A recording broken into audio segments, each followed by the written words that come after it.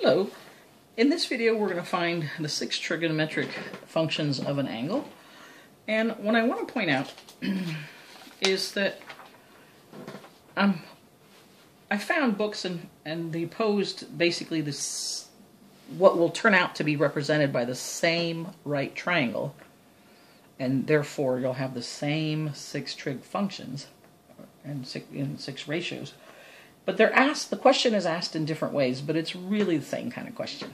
So that's what the first thing I want you to look at. So for number 1, they ask you to sketch an angle, theta, in standard position. And standard position means the vertex is at the origin, and the initial side is on the positive x-axis. So you sketch an angle in standard position that has the least positive measure, and the given point is on the terminal side of theta. So the point is 5, -3. So essentially you plot the point 5, -3. So let's go ahead and do that. So for number 1, essentially you're on a Cartesian plane. Here's your x, here's your y, here's the origin, right? And they want you to go out 5, 1, 2, 3, 4, 5, and down 3, 1, 2, 3. And here's your point. So the point is 5, -3. The point is on the terminal side of theta. So essentially you start in standard position, you start here, on the initial side, like that, and then you rotate, and here's your terminal side, right there. Okay? Now, with understanding reference right triangles and reference angles, remember you always you start at the terminal, the point here of the terminal side, and you drop to perpendicular to the x-axis, like that. So here's your right triangle, and of course your angle is right here between the terminal side and the initial side. Okay? So, and what we know is this is 5, this length is 5, this length is -3, right? So of course we could find this side by using the Pythagorean theorem, right? A squared plus b squared equals c squared, where this is across the right angle.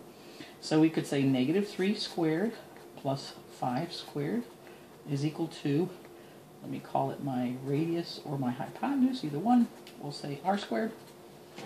So we have 9 plus 25, right? And so that's r squared. And so now we know that we have 34. So now we want to take the square root of both sides. And technically this is the absolute value of r. Okay. Oops.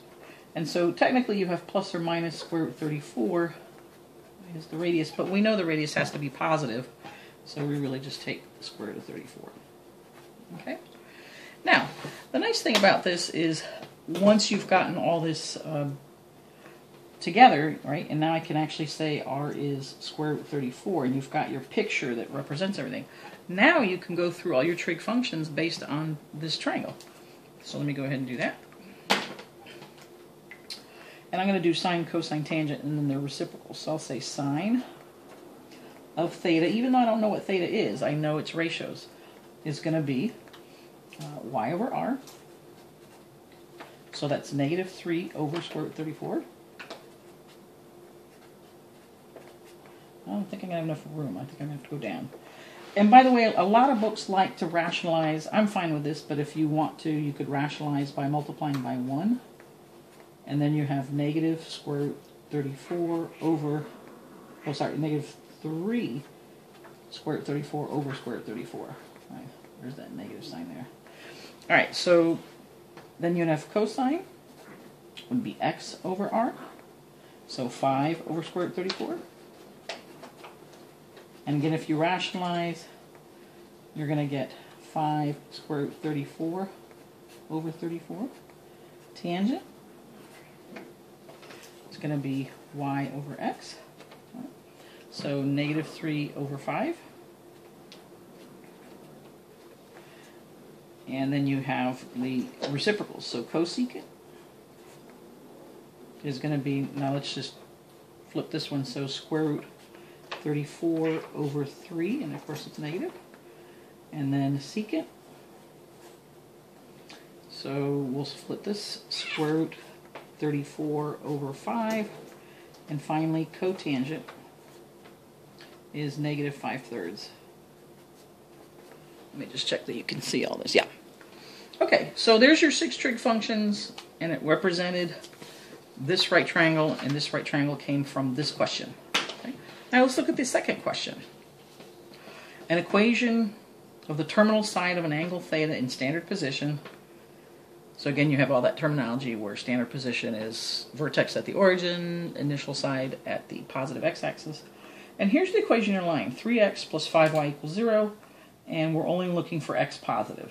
So we're going to sketch this and represent it and find the 6 trigonometric functions. All right, so let me write up here the equation of the line. So it's 3x plus 5y equals 0 with the restriction that x is positive. Okay. Now, I'm going to go ahead and solve for y and put it in the form y equals mx plus b. So that's where I'm headed. I want to go y equals mx plus b so that I can graph it easily. So I'm going to subtract 3x from both sides. Right? So you have 5y equals negative 3x, and now I'm going to divide by 5. So y equals negative 3/5 x, where obviously your slope is negative 3/5. Right? So now what that means is if I'm going to graph this line, right, the y-intercept is 0. And remember, this is rise over run. So starting from 0, my rise is actually negative 3. So I go down 3, and then over 5. And look at that. I have exactly the same what? Exactly the same triangle, right? So I would drop, to find my reference right triangle, I would drop to the x-axis, and then here you have 5, negative 3, and we already did this calculation. R is square root 34, right? So again, guess what you have? Exact same thing. So again, my point is, it's essentially the same question, just posed a little differently, okay? So you have all these 6 trig functions. Now let's look at the third one. In this case, they say find the 6 trigonometric functions for theta, and they give you that sine of theta is, oops, this should be negative 3 over square root 34, my apologies, and theta is in quadrant 4. All right, so let's take a look at that. So for number 3,